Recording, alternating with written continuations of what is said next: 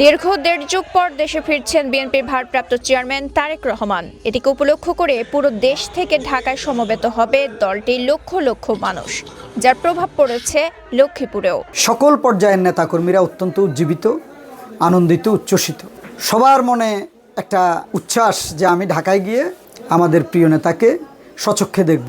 তারেক রহমান আসা উপলক্ষে আমি মনে করি আমাদের মধ্যে একটা ঈদের আমেজ বিরাজ করতেছে। স্থানীয় বিএনপি নেতাদের তরফ থেকে জানানো হয়েছে, দীর্ঘদিন পর দলের নেতা দেশে ফেরার উপলক্ষকে কেন্দ্র করে লক্ষ্মীপুর বিএনপি ও তাদের অঙ্গ সহযোগী সংগঠনের নেতাকর্মীরা সদল বলে ঢাকায় যাবেন। তারেক রহমান আসবে বীরের বেশে বাংলাদেশে, আমরা স্বতঃস্ফূর্তভাবে সেই কালকে আমরা ঢাকাতে যাব। এটা কোনো দলীয়ভাবে কোনো সিদ্ধান্ত লাগে না, যে যার মতো করে যাচ্ছে। কিন্তু ইতিমধ্যে ঢাকা অনেক লোক পৌঁছে গেছে। আমরা অনেক বেশি আকাঙ্ক্ষিত যে তারেক রহমানকে কাছ থেকে দেখব। বিএনপি নেতারা জানিয়েছেন, লক্ষ্মীপুর থেকে অন্তত 20,000 নেতাকর্মী সড়ক ও নদীপথে ঢাকায় যাবেন।